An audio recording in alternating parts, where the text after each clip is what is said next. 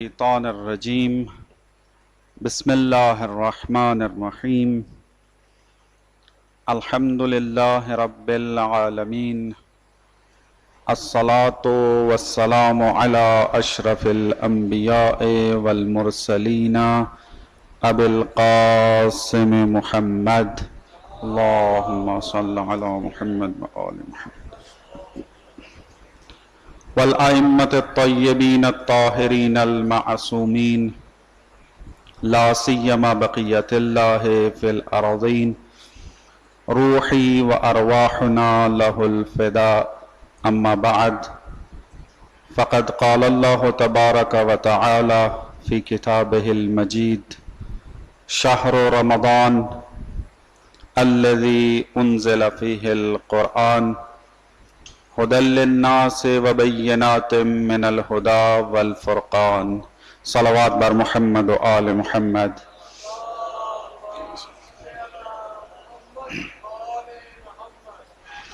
خداوند منان کے لاکھ لاکھ شکر گزار ہیں کہ اس خدا نے ایک بار پھر ماہ رمضان کی برکتوں سے استفادہ کرنے کی توفیق نصیب فرمائی ہے، اور خداوند منان کے شکر گزار ہیں کہ خدا نے اس نورانی محفل میں حاضر ہونے کی توفیق نصیب فرمائی۔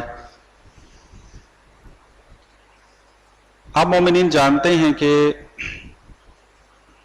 ماہ رمضان اس کو سید الشہور بھی کہا جاتا ہے، یعنی تمام مہینوں کا سردار ہے۔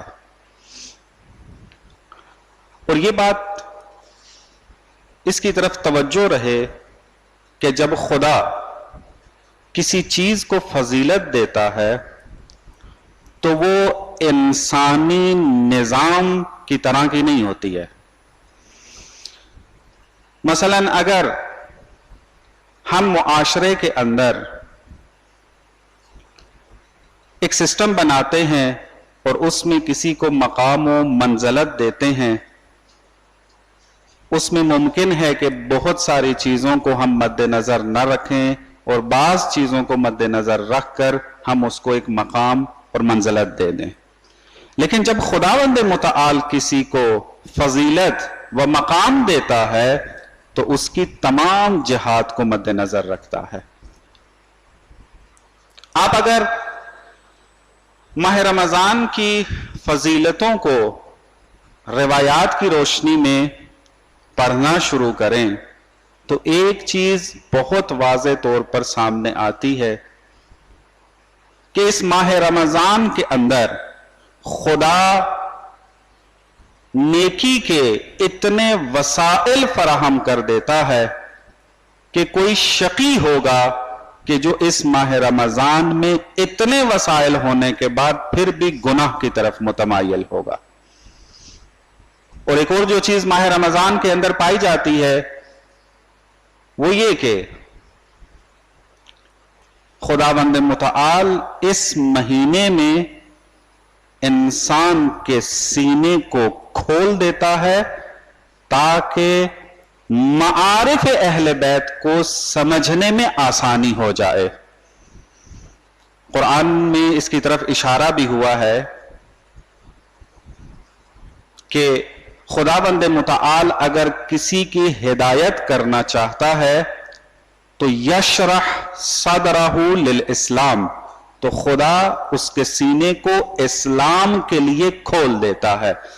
اور ماہ رمضان وہ مہینہ ہے کہ جس کے اندر انسان کی تمام صلاحیتیں ابھر کر سامنے آ سکتی ہیں اگر انسان تھوڑی سی اس کے اندر توجہ کرے۔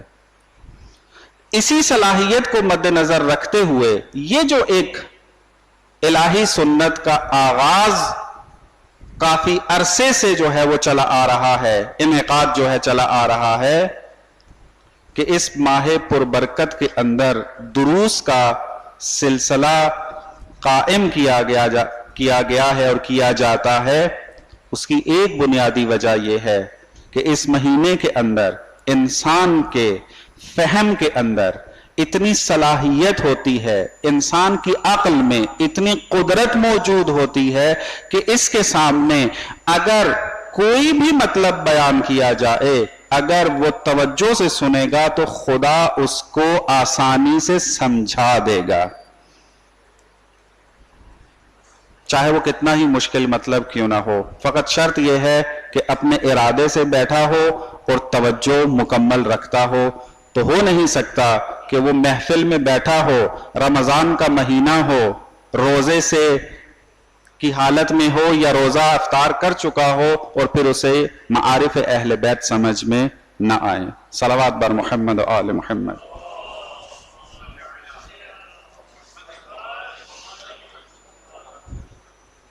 خداوند متعال سے انشاءاللہ دعا گو ہیں کہ خداوند متعال یہ جو موضوع بیان کرنے جا رہے ہیں اس کو صحیح طریقے سے بیان کرنے اور سمجھنے کی توفیق نصیب فرمائے. آپ نے دیکھا ہے کہ بچپن سے اب تک اور مرتے دم تک ایک مومن کی خواہش یہ ہوتی ہے کہ عقیدے کو سمجھے اور اس کی تعلیم لے. اور پھر یہ دیکھا جاتا ہے کہ عقائد جب سمجھائے جاتے ہیں تو اصول دین سے شروع کیا جاتا ہے, اور اصول دین میں پھر توحید, عدل, نبوت, امامت اور قیامت. ان عقائد کو چاہے وہ بچہ ہو, نوجوان ہو, جوان ہو, بزرگ ہو, ان کو یہ تعلیم دی جاتی ہے. لیکن ایک خلا باقی رہ جاتا ہے, اور یہ خلا آج تک امت مسلمہ صحیح معنوں میں پر نہیں کر سکی. وہ یہ ہے کہ عقائد سیکھنے کے بعد اپنی زندگی میں اس کی تاثیر کیسے دیکھنی ہے, وہ پہلو جو ہے وہ گمنام ہوتا ہے. یعنی آپ جب بچے کو تعلیم دے رہے ہیں کہ تمہارا خدا ایک ہے, ہمارا خدا ایک ہے, اس کی صفات عین ذات ہیں, اس کائنات میں کوئی بھی فعل انجام پائے اس کے اندر تاثیر خدا کی ہے, جب یہ عقیدہ بیان کیا جاتا ہے تو اس کو ساتھ یہ نہیں سمجھایا جاتا کہ اگر تم اس توحید کے عقیدے کو مان لو گے تو تم اگر فردی زندگی گزارو گے تو کیسی گزارنی ہے اس عقیدے کے مطابق, معاشرتی زندگی گزارنی ہے تو کس طرح کی ہونی چاہیے. اگر نبوت اور امامت کا نظریہ سکھایا جاتا ہے تو اس کے اندر اس مطلب کی طرف غفلت رہ جاتی ہے کہ نبوت اور امامت یہ کس طریقے سے الہی سیاست کا ایک بہترین نمونہ ہے. نبوت اور امامت, نہ نبوت کو کبھی الہی سیاست کے عنوان سے دیکھا ہے اور نہ امامت کو صحیح معنی میں الہی سیاست کے عنوان سے دیکھا ہے. اور اسی طریقے سے جب معاد کی تعلیم دی جاتی ہے تو اس کی طرف توجہ نہیں رہ پاتی بعض اوقات کہ یہ معاد کا عقیدہ انسان کے جو مختلف علوم ہیں ان کی تولید کے اندر کیا کردار ادا کرتا ہے. آپ کے سیاسی علوم میں, آپ کے فلسفے میں, آپ کی سوشیالوجی کے اندر, سائیکالوجی کے اندر معاد کے عقیدے کا کیا کردار ہے, یہ توجہ نہیں ہوتی. جس کی وجہ سے مشکل کیا پیش آتی ہے؟ مشکل یہ پیش آتی ہے کہ یہ جوان جب یہ عقائد سیکھ رہا ہوتا ہے اور اس کو یہ عقائد اپنی زندگی میں تاثیر دکھاتے ہوئے نظر نہیں آ رہے ہوتے تو پھر یہ انسان یا سیکولر بنتا ہے یا دین سے دوری اختیار کر لیتا ہے. تو اگر ہم چاہتے ہیں کہ دین جس طریقے سے جذاب ہے اس طریقے سے جذاب باقی رہے اور زیادہ سے زیادہ لوگوں کو اپنی طرف جذب کرے، تو یہ خلا ہمیں اپنی محفلوں کے اندر پر کرنا ہے کہ جب بھی عقائد کی تعلیم دی جائے تو اس کی کیا تاثیرات ہیں انسان کی فردی اور معاشرتی زندگی کے اندر، اس کو بیان کرنے کی ضرورت ہے. تو پھر دیکھیں کس طریقے سے ایک جوان اور نوجوان دین پر باقی رہ کر دین کی خدمت کس طرح کرتا ہے. صلوات بر محمد و آل محمد.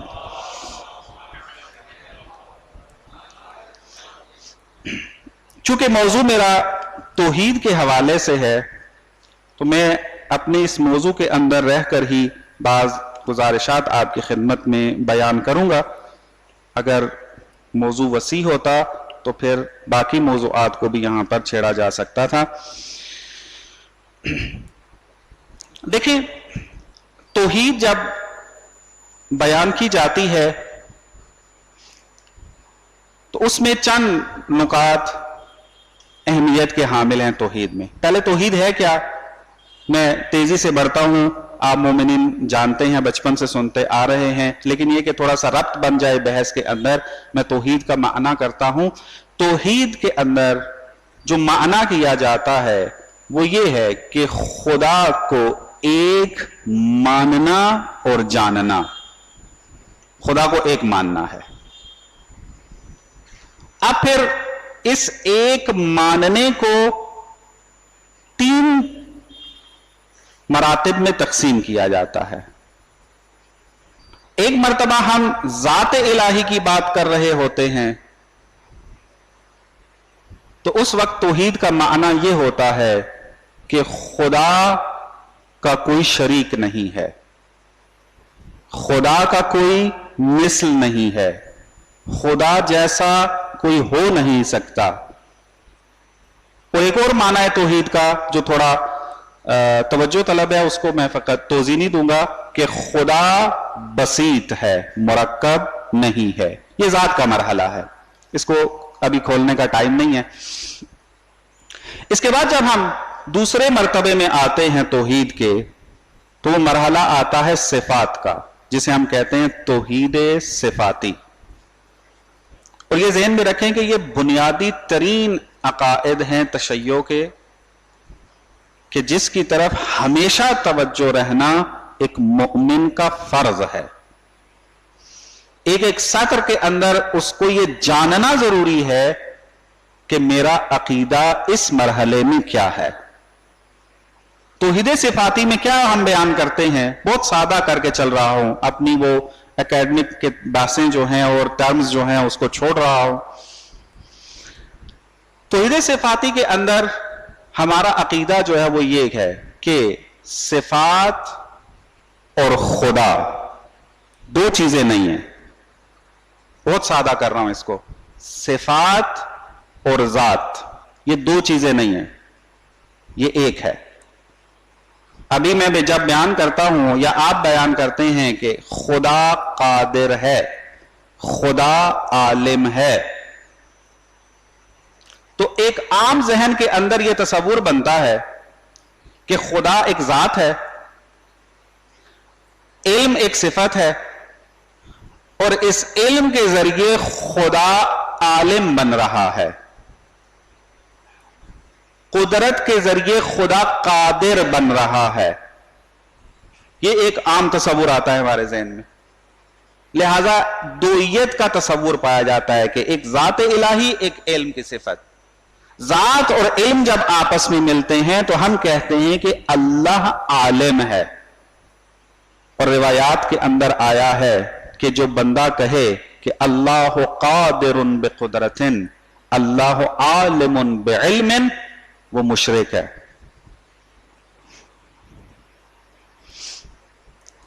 اس مطلب کو سادہ اگر بیان کیا جائے تو یہی ہے جو ایک جملے میں میں نے بیان کیا ہے کہ خدا اور صفات یہ 2 چیزیں نہیں ہیں. یہ ایک ہی ہے. خدا قادر ہم کہتے ہیں لیکن اصل میں خدا قدرت ہے. خدا کو عالم تو کہتے ہیں لیکن حقیقت میں خدا علم ہے.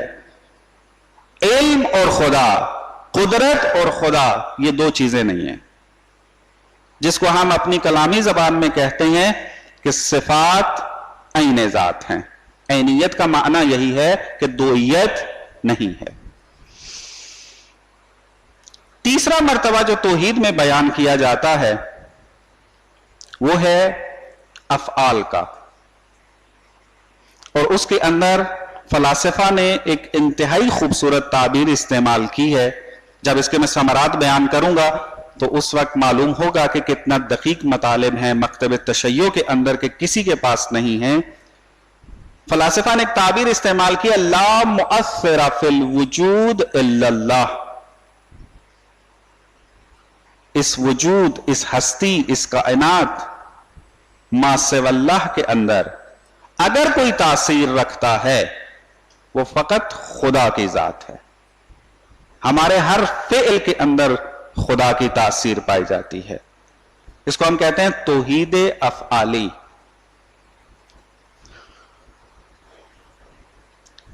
اب یہاں پہ جب ہم توحید افعالی کے اندر پہنچتے ہیں تو اس کو مختلف حصوں میں تقسیم کرتے ہیں، اور یہاں سے اب آپ آ کر دیکھیں کہ کس طریقے سے پھر ہماری زندگیوں سے توحید کا رابطہ نظر آتا ہے. ایک مرتبہ کہتے ہیں کہ خدا رازق ہے، خدا خالق ہے، اور خدا رب ہے. اور توحید کا نظریہ ہمارا یہ کہتا ہے کہ فقط خدا رازق ہے، فقط خدا خالق ہے، اور فقط خدا رب ہے. اگر آپ اس عقیدے کو لے کر چلیں کہ فقط خدا کی ذات ہے کہ جو رازق ہے، اس کو اگر آپ فردی زندگی میں اپنانا چاہیں تو انسان کبھی بھی مادی وسائل کے نہ ہونے پر نا امید نہیں ہوگا، اور اگر مل جائیں تو کبھی غرور نہیں کرے گا. اس کی وجہ کیا ہے؟ چونکہ توحید رازقیت کا قائل ہے. رزق خدا نے دینا ہے. اگر توحید رازقیت پر ایمان آ جائے انسان کا تو یہ انسان کبھی اپنے مادی مفاد کو پورا کرنے کے لیے کبھی چوری نہیں کرے گا، کبھی گناہ نہیں کرے گا، کبھی دوسرے کا حق نہیں مارے گا. کیوں؟ اس کا عقیدہ یہ ہے کہ رزق دینے والی ذات فقط خدا کی ذات ہے. اور اگر یہی چیز معاشرے میں آنا چاہے، اگر آپ اس معاشرے کے اقتصاد کے سسٹم کو استخراج کرنا چاہیں، نکالنا چاہیں، بنانا چاہیں، تو وہاں پر توحید رازقیت، توحید خالقیت یعنی توحید افعالی اپنا کردار پھر وہاں پر دکھاتی ہے کہ ہم پھر اقتصاد اسلامی کے اندر پھر یہ بات بیان کرتے ہیں کہ ہم مصرف میں توحید رازقیت کو اپنا کر چلتے ہیں اور تولید کے اندر توحید خالقیت کو لے کر چلتے ہیں. اگر اقتصاد کے اندر یہ دو توحیدوں کو مد نظر رکھا جائے، اقتصاد کے اندر دو ہی چیزیں ہیں، مصرف، تولید، تولید، مصرف. اگر توحید رازقیت، توحید خالقیت کو مد نظر رکھا جائے تو جو اقتصاد بنے گا، جو سسٹم اقتصادی بنے گا اور اجرا کرنے کے لیے لایا جائے گا، وہ فرق کرے گا آج کے اقتصاد سے کہ جو اس وقت موجود ہے، سرمایہ داری کی صورت میں یا سوشلزم کی صورت میں. ایک اور مطلب آپ کی خدمت میں عرض کرتا ہوں توحید کی جو ہماری زندگی کے اندر تاثیر ہے. اس مطلب کی طرف توجہ چاہوں گا، تھوڑا سا علمی ہے لیکن تاثیر اس کی بہت زیادہ ہے، بہت زیادہ یہ تاثیر رکھتا ہے۔ مطلب یہ سوال انسان کو اپنے آپ سے بار بار کرنے کی ضرورت ہے کہ میرا اور خالق کا رابطہ کیسا ہے، خالق اور مخلوق کا آپس میں کیسا رابطہ ہے۔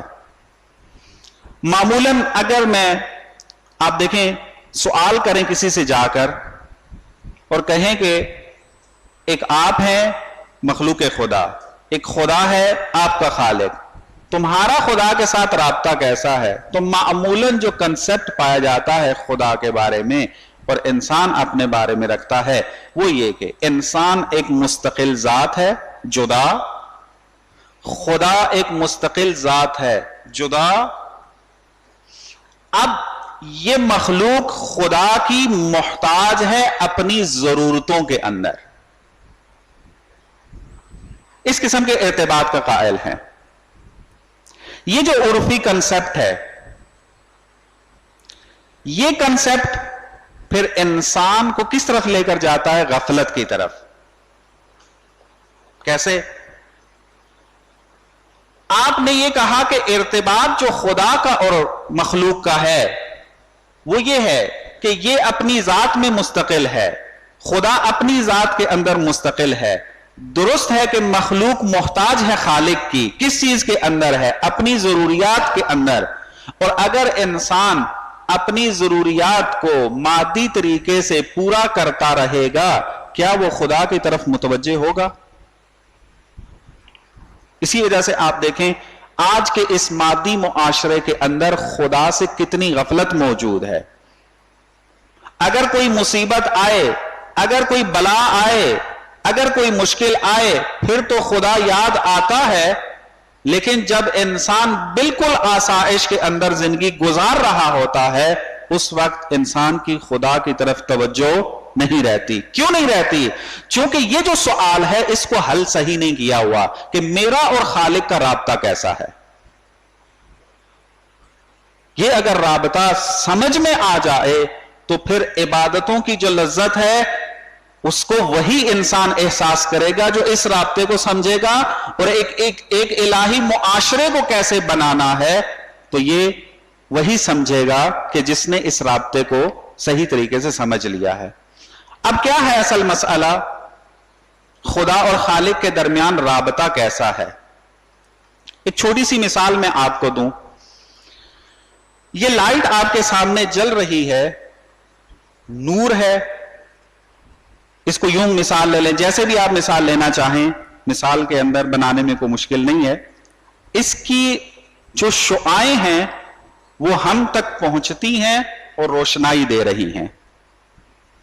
بس یہاں ہمارے پاس اگر دیکھیں دو چیزیں بن جاتی ہے، ایک وہ نور ہے خود جس کو ہم بلب کہہ لیں، لائٹ کہہ لیں، جو بھی کہہ لیں، ایک اس کی شعاعیں ہیں کہ جو اس سے نکل کر ہم تک پہنچ رہی ہیں۔ اب آپ یہ بتائیں کہ اس شعاع کا اور نور کا رابطہ کیسا ہے؟ آیا نور کو اگر آپ 1 سیکنڈ سے بھی کم ٹائم کے اندر اگر بند کر دیں گے، کیا نور کا وجود باقی رہے گا؟ شعاع کا وجود باقی رہے گا؟ جیسے ہی آپ بٹن پر ہاتھ رکھ کر بند کریں گے شعاع نابود ہو جائے گی، شعاع کا اصلاً وجود باقی نہیں رہے گا۔ یہی مثال اگر آپ یہاں لے کر آئیں تو مخلوق اور خالق کا رابطہ ایسا ہے کہ اگر ایک لحظے کے لیے بھی توجہ خدا مخلوق کی طرف سے ہٹ جائے، یعنی خدا اگر توجہ نہ کرے مخلوق کی طرف ایک لحظے سے کم عرصے کے اندر بھی، تو یہ مخلوق نابود ہو جائے گی۔ اسی وجہ سے معصوم اپنی دعا کے اندر فرماتے ہیں کہ اللہم لا تکلنی الی نفسی طرفۃ عین ابدا، پروردگارا مجھے ایک لہجے کے لیے بھی اپنی ذات پہ مت چھوڑنا. کیوں؟ اس کی وجہ یہ ہے کہ تیری توجہ کا ہٹنا یعنی میری نابودی. قرآن کے اندر ایک اور تعبیر استعمال ہوئی ہے اسی مطلب کو بیان کرے. خالق اور مخلوق کا رابطہ کیسا ہے؟ قرآن اس طریقے سے بیان فرما رہا ہے کہ انتم الفقراء الی اللہ واللہ هو الغنی. غنی فقط اور فقط خدا کی ذات ہے، تم فقیر ہو. یہ مطالب جب اسلامی فلاسفر کے پاس آئے، تھوڑی سی یہاں پر توجہ کیجئے گا. جب یہ مطلب اللہم لا تکلنی الی نفسی طرفۃ عین ابدا کے دو آیا جملے، انتم الفقراء الی اللہ وہو الغنی الحمید کی آیت، اس قسم کے مطالب جب اسلامی فلسفے کے اندر آئے، اسلامی فلاسفر نے آ کر ان سے استفادہ شروع کیا، تو انہوں نے ایک نظریہ دیا آ کر کہ انسان کی تو کیا پوری مخلوقات امکان فقری رکھتی ہے، فقر محض ہے. اس کو ایک تھوڑا سا میں مثال سے دوبارہ وضاحت کر لوں تو پھر آتے ہیں اس کے تاثیرات کے اوپر ہماری زندگی کے. ایک مرتبہ ہم کہتے ہیں فقیر. فقیر کا مطلب ہم یہ لیتے ہیں کہ یہ ذات فلانی چیز کے اندر محتاج ہے. یعنی ذات مثلا یہ جو جن کو ہم فقیر کہتے ہیں، ان کی ذات کے اندر فقر موجود ہے یا ذات میں فقر نہیں ہے بلکہ بعد میں یہ محتاج بنتے ہیں. کیا صورتحال ہے؟ ذات تو ان کی نہیں ہے، ذات تو ان کی انسان ہے، بعد میں ان کے اوپر کوئی مسائل پیش آتے ہیں وہ محتاج بن جاتے ہیں. یعنی احتیاج کی صفت بعد میں آتی ہے، ذات پہلے بن چکی ہوتی ہے. اس کو ہم کہتے ہیں فقیر، کہ جہاں پر احتیاج اور محتاج ہونا اس کی ذات کا حصہ نہ ہو، اس کو کہتے ہیں فقیر. لیکن ہمارا اور خدا کا رابطہ کیا ہے؟ ہم فقیر نہیں ہیں خدا کے مقابلے میں، ہم فقر ہیں. کیسے؟ یعنی اگر کہا جائے کہ انسان کی تعریف کرو تو منطق جو تعریف کرتی ہے اس کے اندر محتاج ہونا نہیں ہوتا. یعنی انسان کی ذات کے جو اجزاء ضروری ہیں کہ جن سے مثلا آپ دیکھیں پانی کن اجزاء سے مل کے بنتا ہے؟ آکسیجن اور ہائیڈروجن سے. درست ہے؟ اگر آکسیجن کو لے لیا جائے تو پانی کی ذات باقی رہتی ہے؟ نہیں. آیا آپ پانی کی ذات پانی ہی رہے اور آکسیجن کو آپ کہیں کہ اس دفعہ ہم آکسیجن نہیں دیتے اس کو؟ ممکن نہیں ہے ایسا کر سکتے ہیں. یعنی اس کا مطلب یہ ہے کہ پانی کی ذات کو تشکیل دینے والے جو عناصر ہیں وہ آکسیجن اور ہائیڈروجن ہیں. قرآن اور روایات اس بات کی طرف تاکید کر رہے ہیں کہ انسان کی ذات کو تشکیل دینے والے جو عناصر ہیں ان میں احتیاج ہے، یعنی محتاج ہونا اس کی ذات میں رکھ دیا ہے. مخلوق یعنی محتاج، سراپا احتیاج. اس کو پھر تعبیر استعمال کیا گیا فقر محض. اور یہ جو میں نے مثال آپ کو دی تھی کہ شعاع کبھی اپنے نور سے جدا نہیں ہو سکتی، اس کی وجہ یہ ہے کہ اگر نور ختم ہو جائے یا شعاع کو نور سے جدا کر دیا جائے تو شعاع کی نابودی ہو جائے گی. اسی طریقے سے اگر مخلوق سے احتیاج کی صفت لے لی جائے تو مخلوق نابود ہو جائے گی، اور یہ کبھی غنی نہیں بن سکتی خدا کے مقابلے میں. اس کا جو کچھ ہے وہ خدا کی طرف سے رہے گا. تو جب یہ رابطہ ہو کہ میرا اور خدا کا رابطہ فقر اور غنا کا ہے، خدا غنا ہے اور میں فقر ہوں.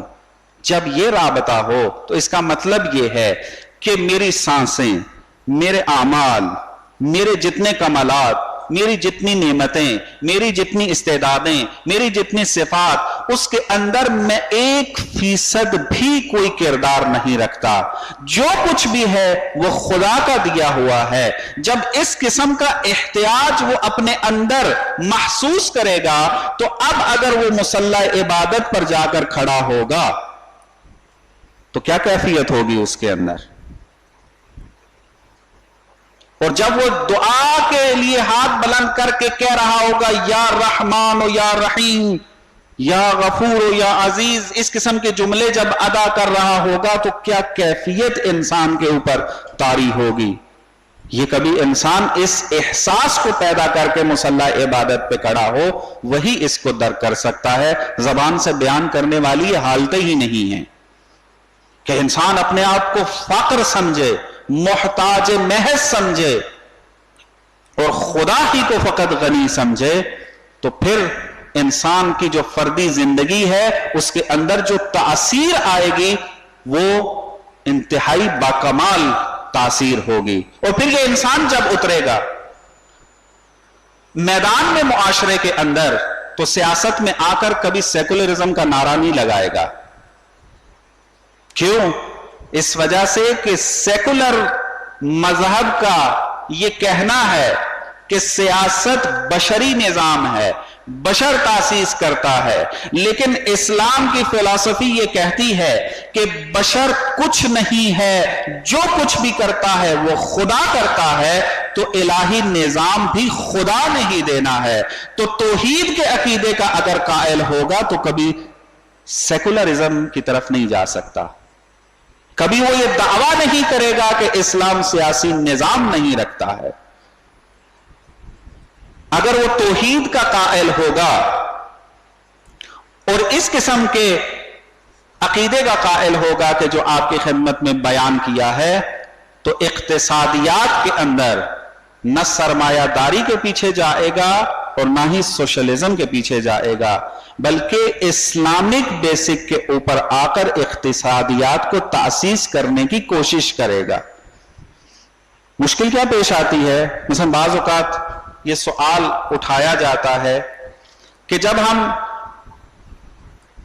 نظام دیکھتے ہیں مختلف تو ہمیں بشری نظام تو نظر آ رہے ہوتے ہیں لیکن الہی نظام نظر نہیں آ رہے ہوتے. تو اس کو دلیل بنا کر اسلام کو سیکولرزم کی طرف لے جا کر، یعنی اسلام کو ایک مذہب، ایک فردی دین بنا کر پیش کرنے کی کوشش کی جاتی ہے. تو اس کا جواب یہ ہے کہ مشکل اصل میں پیش یہ آ رہی ہے کہ جیسے میں نے اپنے مقدمے میں بھی بیان کیا ہے کہ عقائد کو فقط فردی پہلو میں رکھ کر بیان کیا جا رہا ہے. ہماری جتنی بھی کتابیں اٹھا کر دیکھ لیں علم کلام کی، ایک کتاب بھی نہیں ہے کہ جس میں عقائد کو معاشرتی انداز میں بیان کیا ہو.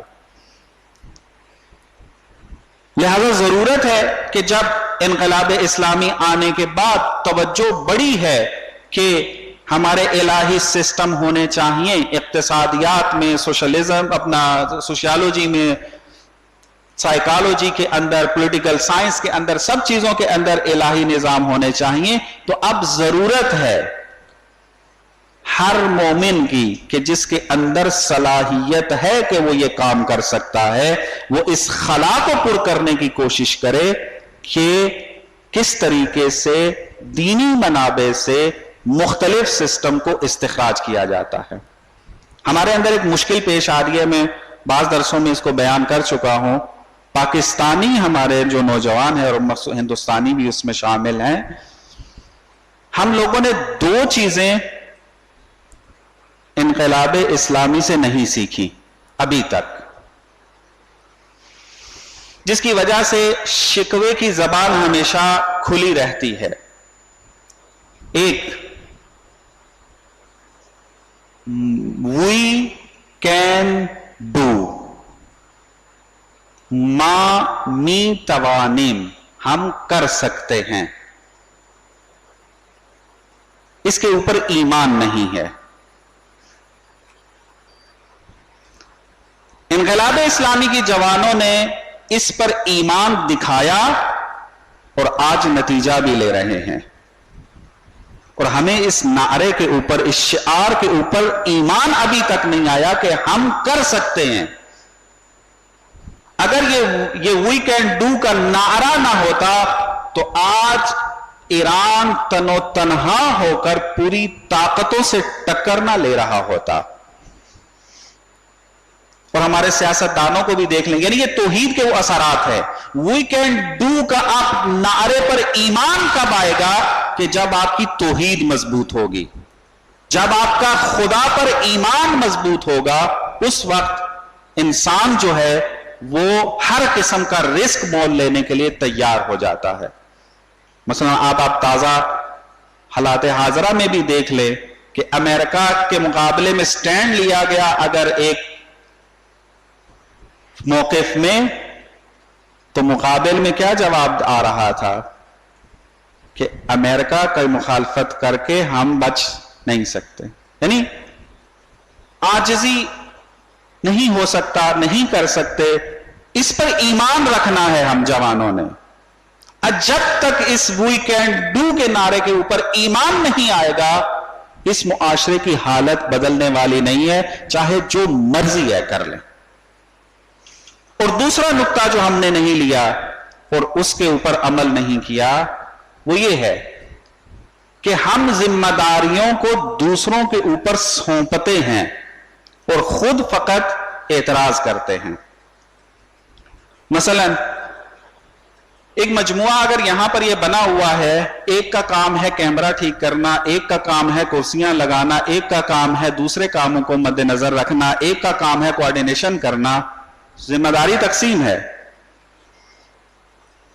मगरबी निजाम किसके ऊपर चल रहा है? आप देखें कि किस तरीके से हम मजहबी कामों को भी मगरबी थ्योरीज के साथ चला रहे होते हैं। मगरबी मुआशरा किसके ऊपर चल रहा है कि जो जिम्मेदारी कैमरे वाले को दी गई है उसने ही इंजाम देनी है। अगर मुझे कैमरा ठीक करना आता है और वो कैमरा वाला अपनी जिम्मेदारी पूरी नहीं कर रहा है, तो मेरा वजीफा नहीं बनता कि मैं जाकर ही उसको ठीक कर दूं। ये गरबी सिस्टम, कंपनियां बड़ी बड़ी वो यही चल रही हैं कि जिसकी जिम्मेदारी जो है उसने वही करना है। अगर वो छुट्टी पे गया हुआ है, वो नहीं आया, वो कमजोरी दिखा रहा है, सुस्ती दिखा रहा है, मुझे अगर वो काम आता है, मैंने काम नहीं करना क्योंकि मेरी जिम्मेदारी नहीं है। तो यूं जिम्मेदारियां हम मुहव्वल करते हैं। फलाना काम क्यों नहीं हुआ, फलाने ने क्यों नहीं किया, तो ये नहीं पूछते कि अगर आपके अंदर सलाहियत मौजूद अगर है तो ठीक है कि मजम्मत होनी चाहिए उसकी जिसकी जिम्मेदारी थी, लेकिन काम को छोड़ना नहीं चाहिए। इसकी मिसाल फिर आपको मैं इनकलाब इस्लामी से दूं। हुकूमतें आती जाती रहती हैं और वो बहुत ज्यादा खराबियां भी करती हैं, वहां पर अपनी जिम्मेदारियों को भी पूरा नहीं करती है, लेकिन वहां के इनकलाबी नौजवान कभी शिकवा नहीं करते फकत, बल्कि शिकवे के साथ साथ उन बहरानों को खुद हल करते हैं जाके। और इसी वजह से वो पूरी दुनिया से टक्कर ले रहे हैं। इसी वजह से ईरान की तशय्यो आलमी शक्ल इख्तियार कर गई है। और आज अगर तशय्यो का नाम आता है तो ईरान सहरे फहरिस्त आ रहा है। क्यों? क्योंकि ये दो चीजों को उन्होंने अपनाया है। अगर हम चाहते हैं कि हमारी हालत ठीक हो, हमारी तशय्यो भी जो है वो आलमी तशय्यो से मुत्तसिल हो, हम भी अपनी हालात को बेहतर बना सकते हो, अपना सर फख्र से बुलंद करके कह सकते हैं कि हम पाकिस्तान से मरबूत तशय्यो हैं, तो इन दो चीजों पर ईमान रखना होगा और अमल करना होगा। एक, वी कैन डू, चाहे वो यूनिवर्सिटी का नौजवान हो, चाहे वो मदरसे का तालिब इल्म हो या मुआशरे का पढ़ा लिखा इंसान हो, وہ اس پر ایمان رکھے، یعنی توحید پر ایمان اپنا کامل رکھے۔ اور دوسرا، اگر معاشرے میں کوئی خلا نظر آ رہا ہے اور آپ اس کو اصلاح کر سکتے ہیں، درست ہے کہ آپ کی ذمہ داری نہیں ہے آفیشل طور پر، لیکن اخلاقی طور پر اگر آپ وہ کام انجام دے دیں گے تو معاشرے کی جو گاڑی ہے وہ رکے گی نہیں، اپنے ہدف کی طرف گامزن رہے گی۔ یہ کب آئے گا؟ کہ جب انسان نے اپنے لیے توحید کے مسائل کو حل کر لیا ہو۔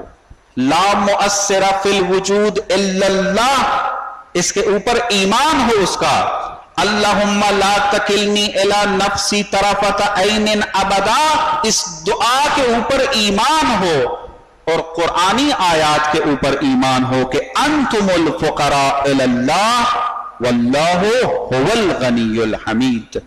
یہ جب انسان کی زندگیوں میں اترنا شروع ہوگا، یقین سے کہہ سکتا ہوں کہ پاکستانی تشیع چند سالوں کے اندر ایک عالمی چہرہ بن کے ابھر سکتی ہے۔ صلوات بر محمد و آل محمد، آل محمد۔ باقی سوالات اگر ہیں تو بیان کریں اس میں۔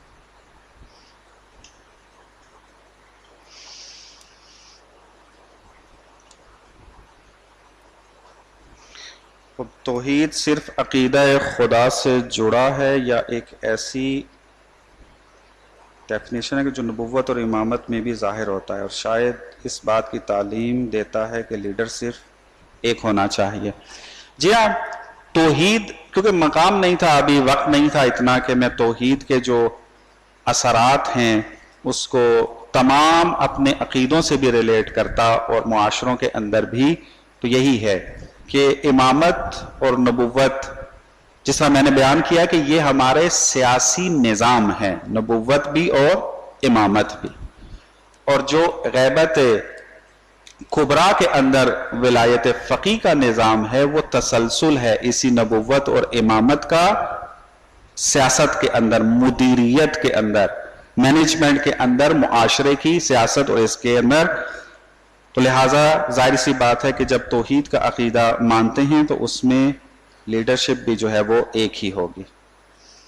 بہت دفعہ وسیلہ یا کسی اور چیز کے ذریعے خدا سے مانگنا عقیدہ توحید میں پختگی میں رکاوٹ ہے، کیسے حل کریں؟ مثلا ہمیں گناہ پر رونا نہیں آتا مگر اس کے لیے مصائب یا دوسرے اذکار کا سہارا لینا پڑتا ہے۔ دیکھیں، وسیلہ اور خدا سے مانگنا، ان کا آپس میں بڑا گہرا رابطہ ہے۔ خود اگر ہم دیکھیں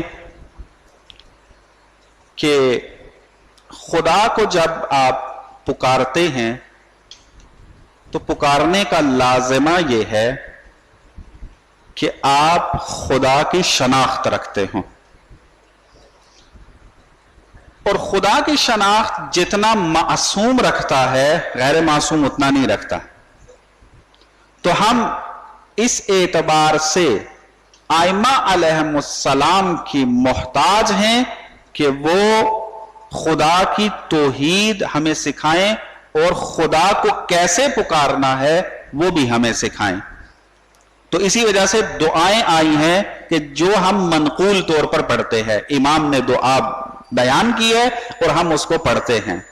تو بس ایک جو وسیلے کے اندر پہلو بنتا ہے وہ ہے خدا سے مانگنے کا کہ ہم اہل بیت کے توسط سے خدا کی بارگاہ میں جائیں، چونکہ جس طریقے سے وہ خدا کو جانتے ہیں اس طریقے سے غیر معصوم نہیں جانتا۔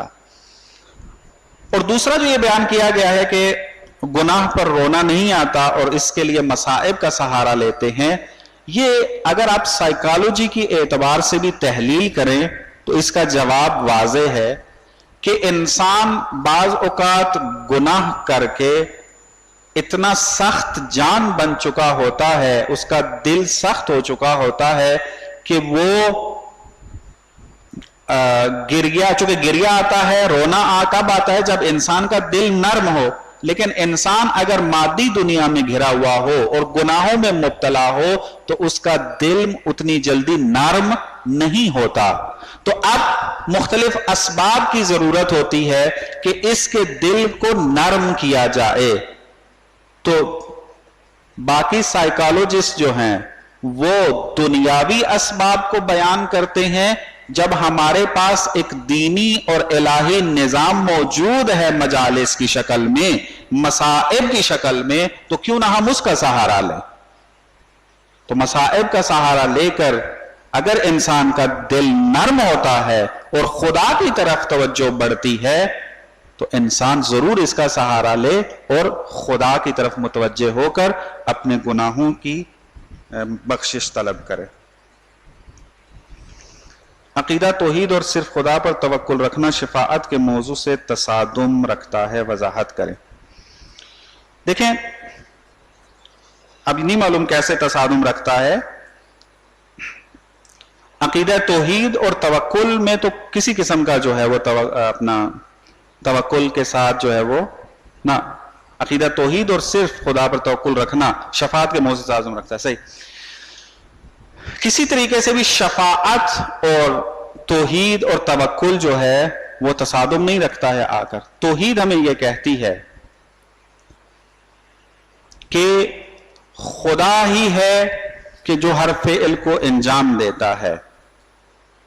اصل خدا کی ذات ہے، مؤثر خدا کی ذات ہے. اگر کوئی غیر اللہ کسی چیز کا مالک بنتا بھی ہے تو وہ خدا کے دیے ہوئے نعمت یا فیض سے بنتا ہے. تو اگر ہم شفاعت کو اس نگاہ سے دیکھیں کہ خدا نے ایک نظام بغیر شفاعت کے بنایا ہوا ہے، جزا و سزا کا ایک نظام قیامت میں بنایا ہے کہ جس کے اندر شفاعت کا کوئی کردار نہیں ہے، اور پھر کوئی انسان آ کر شفاعت کے عقیدے کو اس میں شامل کر دے، پھر آپ کہہ سکتے ہیں کہ یہ توحید سے تصادم رکھتا ہے، ٹکراتا ہے اس کے ساتھ. لیکن ہم دیکھتے ہیں کہ جزا و سزا کے جو نظام الہی کے اندر ہم دیکھیں تو شفاعت ہمیں بنیادی کردار ادا کرتا ہوا نظر آتا ہے. اور شفاعت کا جو نظام ہے وہ الہی نظام ہے اور خدا نے خود اس کو جو ہے یہاں پر بیان کیا ہے. مثلا آپ دیکھیں بعض آیات میں شفاعت کی نفی کی ہے دوسروں کی نسبت، لیکن بعض میں آ کر بِإِذْنِ اللہ کی قید لگا کر یہ کہا ہے کہ بعض افراد کو شفاعت کا حق حاصل ہوگا.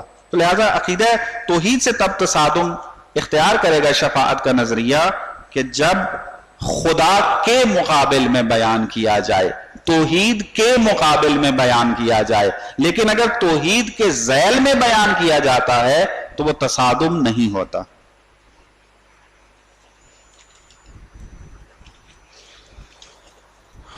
خدا علم ہے، اس کا مطلب اگر اسے کسی دوسرے مذہب سے تقابل کیا جائے تو کیسے کیا جائے؟ مثلا جیسے ہندو اگر پوچھتے ہیں تو انہیں کیسے سمجھایا جائے کہ وہ جنہیں پوجتے ہیں وہ علم نہیں ہے؟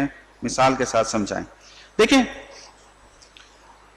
یہ والا عقیدہ جو ہے وہ فعلاً آپ یہ کہیں کہ سمجھانے کے لیے بہت ساری اس کی مثالیں دے سکتے ہیں، لیکن ہندو اور ان جیسوں کو یہاں پر لانے کے لیے بہت سارے مقدمات طے کرنے پڑیں گے، تب یہ مطلب جو ہے وہ سمجھ میں آتا ہے، ایسے سمجھ میں نہیں آئے گا. مثلاً آپ دیکھیں،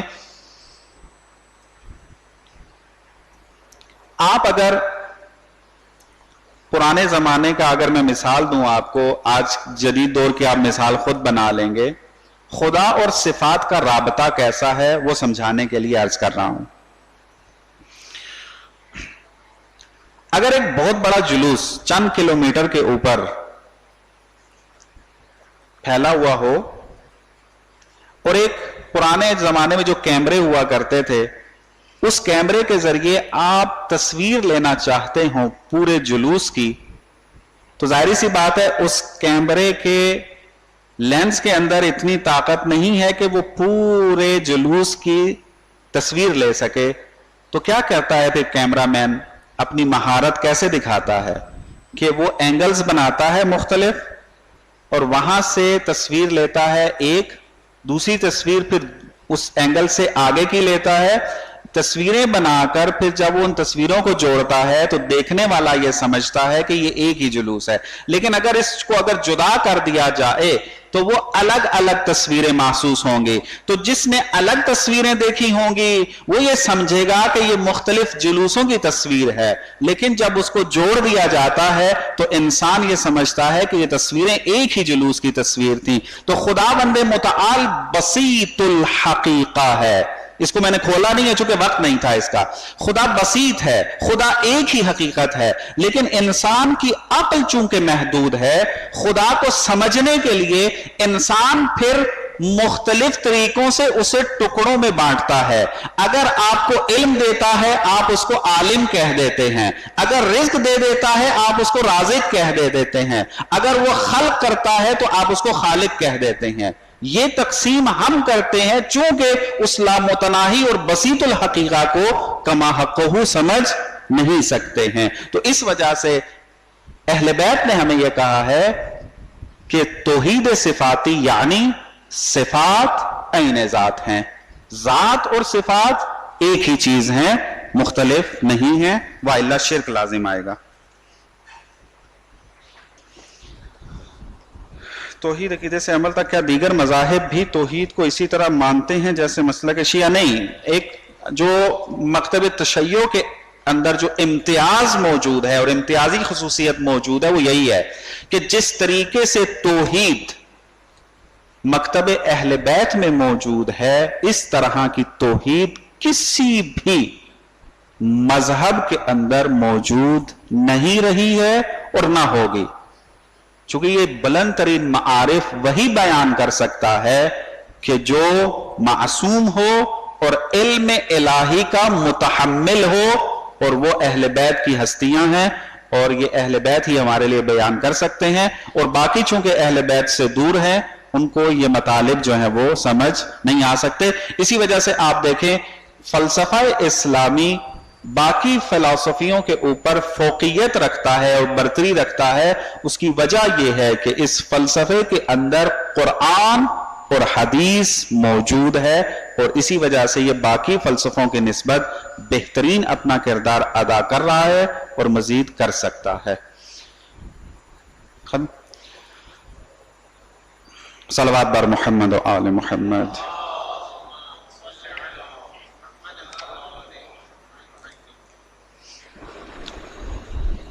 जज़ाकल्लाह। हम खोज जमात की जानिब से जो इस्लाम मौलाना ज़ाहिर अब्बास की तशरीफ़ आवरी के निहायत ही ममनून मुतशक्किर है कि उन्होंने अपने कीमती वक्त में से हमारी इस उन्वान पर रहनुमाई फरमाई। परवरदिगार आलम आपकी तौफ़ीक़ात में मज़ीद इजाफ़ा फरमाएँ। अज़ीज़ान, मुझे इत्तला दी गई है कि हमारे बिरादरान के बेटे यानी शहीद हसन इस वक्त अलील हैं, सख्त अलील हैं। तो आप तमाम से हज़रात से गुजारिश है कि उनको अपनी ख़ास दुआ में याद रखिएगा। परवरदिगार आलम से दुआ है कि परवरदिगार आलम शहीद हसन को बीमार करबला के सदक़े में शिफा इनायत फरमाएँ। अज़ीज़ान, बस इसका खुलासा, बस मैं इस उन्वान का खुलासा इसको समराइज़ करता चलूँ कि अक़ीदे तौहीद ही दीन का वो बुनियादी सरचश्मा है जो इंसान को अपने माबूद हक़ीक़ अल्लाह की मारिफत अता करता है और बंदे को ईमान और सिरात मुस्तकीम पर गामज़न करता है। अज़ीज़ान, हमने देखा होगा आप मस्जिद में इमाम बारगाहों में जाते हैं तो आप यकीनन अपने साथ एक तस्बीह लेते हैं, तो अक्सर बेशतर ऐसा होता है कि हमारे हाथ में छोटी सी तस्बीह आ जाती है, तो हम उसको यकीनन देखते हैं कि भाई इसमें 100 दाने मुकम्मल है भी कि नहीं, चूँकि हमें तस्बीहात फ़ातिमा ज़हरा पढ़नी होती है जो कि एक मुस्तहब अमल है। अब हम देखते हैं कि तस्बीह को हम गिन रहे होते हैं बाकायदगी के तौर पर कि इसमें 100 दाने मुकम्मल है भी कि नहीं। तो इसमें शायर क्या खूब कहते हैं कि छोड़ दे तस्बीह को गिन गिन कर पढ़ना, छोड़ दे तस्बीह को गिन गिन कर पढ़ना, उससे क्या हिसाब जो बेहिसाब देता है, उससे क्या हिसाब जो बेहिसाब देता है। अज़ीज़ान, बस इसी के साथ मुझे आप इजाज़त दीजिए। कल इंशाल्लाह ठीक 9 बजे आपकी खिदमत में हाज़िर होंगे। कल का हमारा जो उन्वान है वो है सीरत बीबी खदीजा, जिससे हुज़ूर इस्लाम मौलाना सादिक हसन आपकी खिदमत में हाज़िर होंगे। आइए प्रोग्राम का इख्तिताम दुआ इस्लाम की इमाम ज़माना से करते हैं। बिस्मिल्लाहिर्रहमानिर्रहीम। اللهم قل لوليك الحجة ابن الحسن صلواتك عليه وعلى آبائه في هذه الساعة وفي كل ساعة وليا وحافظا وقائدا وناصرا ودليلا وعينا حتى تسكنه أرزك طوى وتمتعه فيها طويلا برحمتك يا أرحم الراحمين.